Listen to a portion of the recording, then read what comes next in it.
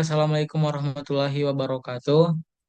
Waalaikumsalam warahmatullahi Waalaikumsalam warahmatullahi wabarakatuh. wabarakatuh. Puji syukur atas kehadirat Allah Subhanahu wa Ta'ala yang telah memberikan kita kesehatan dan kesempatan. Salawat serta salam tidak lupa tercurahkan kepada junjungan Nabi besar kita Nabi Muhammad SAW. Sebelumnya itu perkenalkan kami dari kelompok 5 kelas E akan mempresentasikan hasil diskusi kami tentang metabolisme protein dan lemak. Next. Sebelum itu, kami akan memperkenalkan nama-nama anggota kelompok kami terlebih dahulu.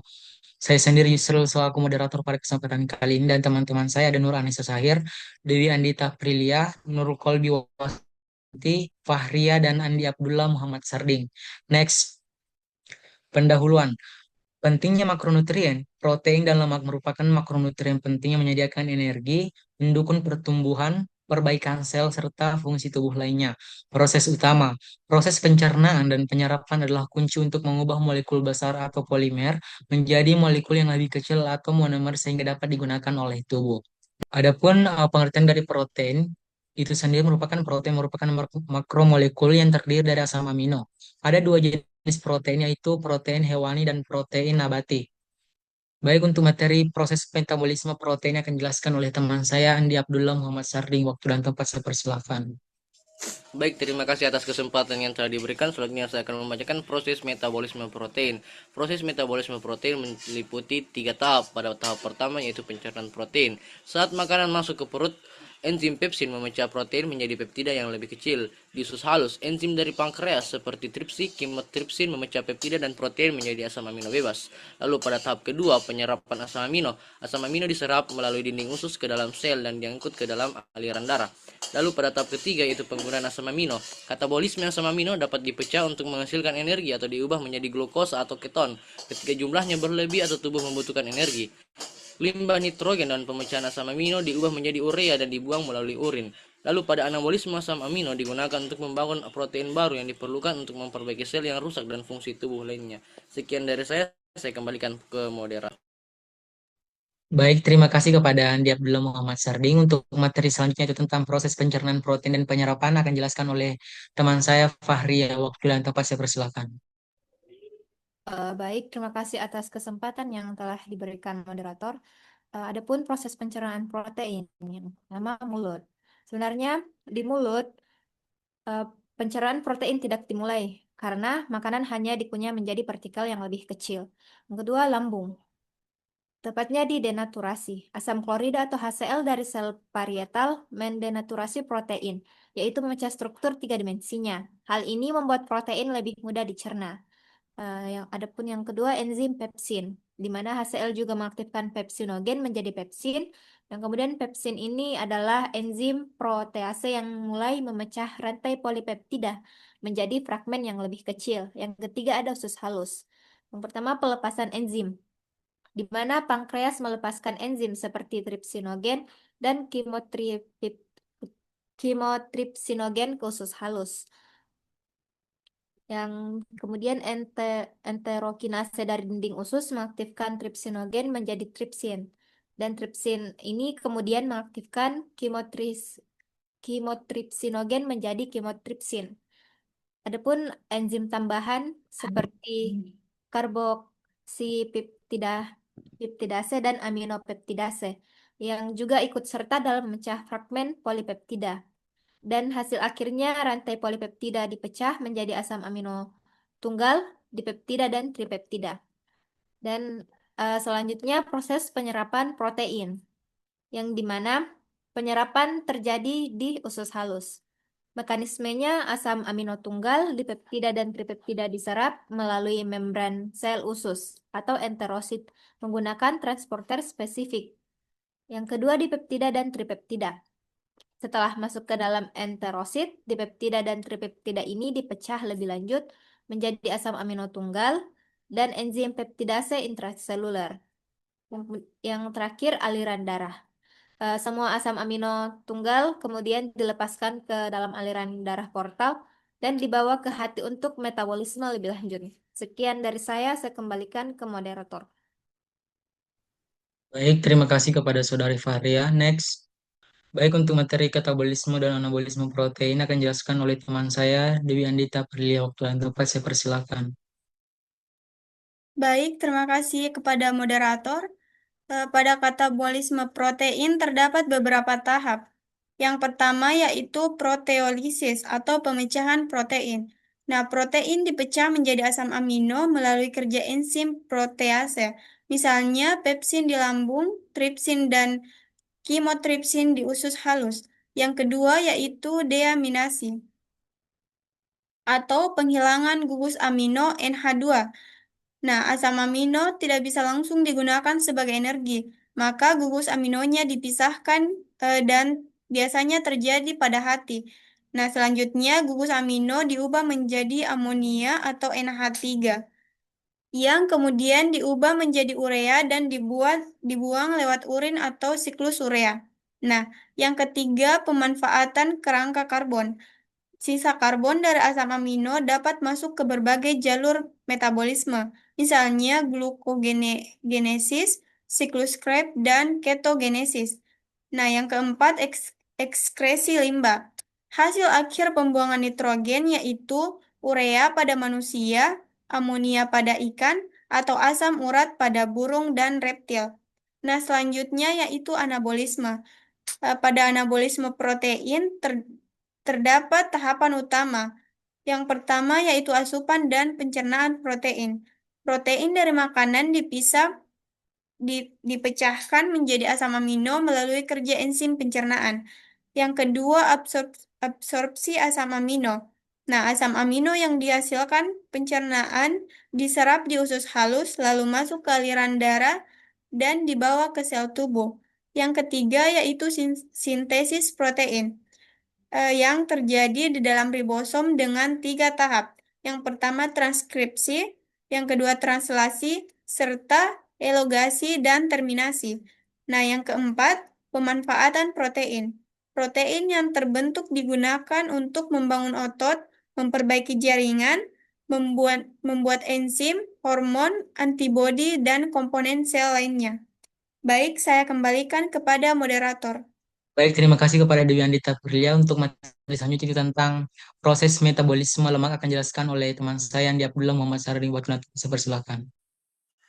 Baik, terima kasih atas kesempatan yang diberikan. Selanjutnya saya akan membacakan bagaimana proses utama metabolisme lemak. Proses utama metabolisme lemak meliputi 3 tahap juga. Pada tahap pertama yaitu pencernaan dan penyerapan atau katabolisme. Dimulai di usus di mana trigliserida dicerna menjadi asam lemak dan monogliserida menggunakan enzim lipase pankreas dan bantuan garam empedu. Asam lemak dan gliserol yang dihasilkan diserap oleh sel epitel usus halus dan kemudian diangkut ke seluruh tubuh. Pada tahap kedua, oksidasi asam lemak atau beta oksidasi. Asam lemak dipecah dalam mitokondria melalui proses beta oksidasi. Proses ini menghasilkan yang kemudian masuk ke siklus asam sitrat untuk menghasilkan banyak ATP atau energi. Metabolisme lipid sangat efisien dalam menyediakan energi, menghasilkan lebih banyak molekul ATP dibandingkan metabolisme karbohidrat. Lalu pada tahap ketiga, sintesis asam lemak atau anabolisme. Ketika tubuh memiliki kalori berlebih, asam lemak dapat disintesis dan disimpan sebagai trigliserida di jaringan adiposa atau lemak. Proses ini juga penting untuk membangun struktur seluler lain seperti fosfolipid dan kolesterol yang merupakan blok bangunan membran sel. Sekian dari saya kembalikan ke moderator. Baik, terima kasih kepada Andi Abdullah Muhammad Sarding. Materi selanjutnya itu tentang pencernaan dan penyerapan lemak akan dijelaskan oleh Nur Anissa Sair. Waktu dan tempat silakan. Baik, terima kasih atas kesempatan yang telah diberikan kepada saya. Langsung saja, proses pencernaan lemak. 1. Mulut dan lambung.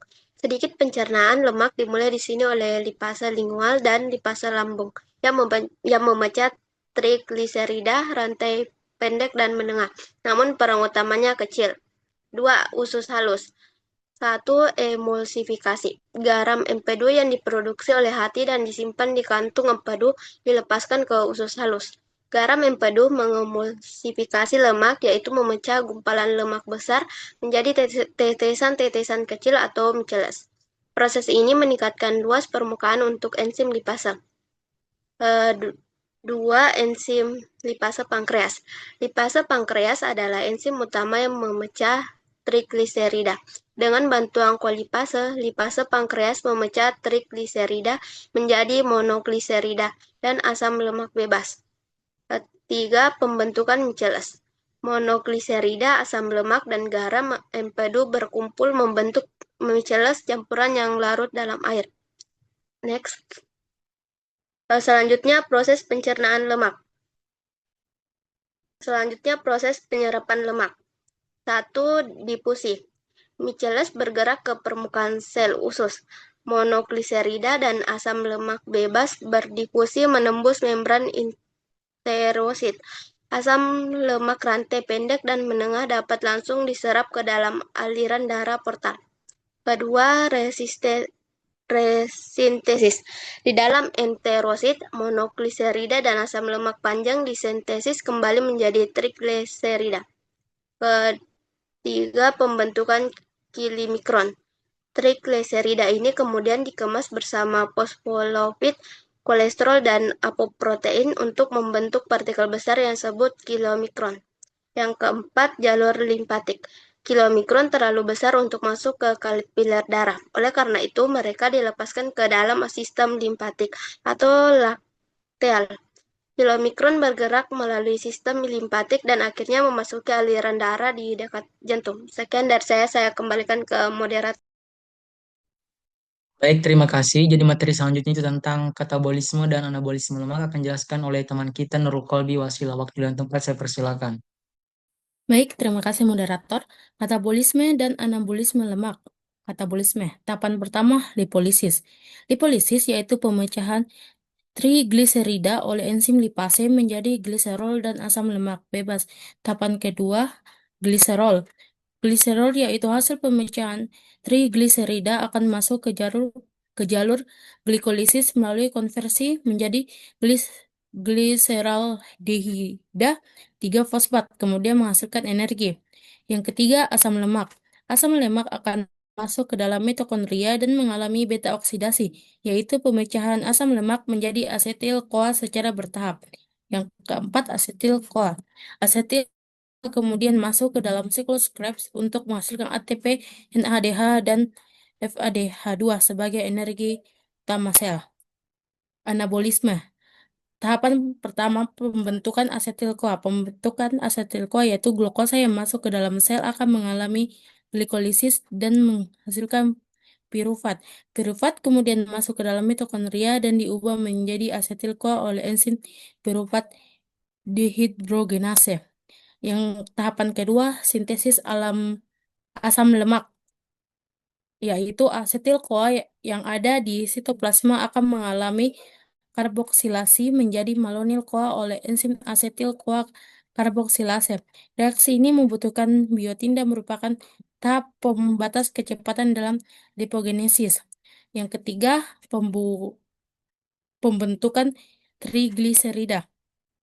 Pembentukan trigliserida yaitu setelah asam lemak terbentuk, tubuh menyimpannya dalam bentuk trigliserida. Untuk itu diperlukan gliserol 3-fosfat yang berasal dari glikolisis. Glukosa, asam lemak yang telah diaktifkan menjadi asil CoA akan bergabung dengan gliserol 3-fosfat melalui proses esterifikasi membentuk trigliserida. Trigliserida ini kemudian disimpan dalam jaringan adiposa sebagai cadangan energi jangka panjang. Sekian dari saya kembalikan kepada moderator. Baik, terima kasih. Kesimpulan dari materi kami ini adalah protein dan lemak merupakan makronutrien yang penting yang memiliki peran besar dalam menjaga fungsi tubuh. Protein berfungsi utama untuk membangun serta memperbaiki jaringan, tetapi juga dapat dimanfaatkan sebagai sumber energi melalui proses diaminasi bila tubuh membutuhkannya.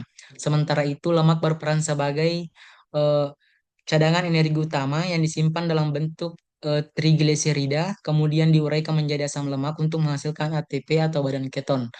Kedua zat gizi ini saling melengkapi dalam proses metabolisme, sehingga keseimbangan energi tubuh tetap terjaga melalui mekanisme pencernaan, penyerapan, katabolisme, dan anabolisme yang berlangsung secara teratur. Baik, demikianlah hasil presentasi dari kami. Kami mohon maaf bila ada kesalahan. Wabillahi taufiq wal hidayah. Wassalamualaikum warahmatullahi wabarakatuh.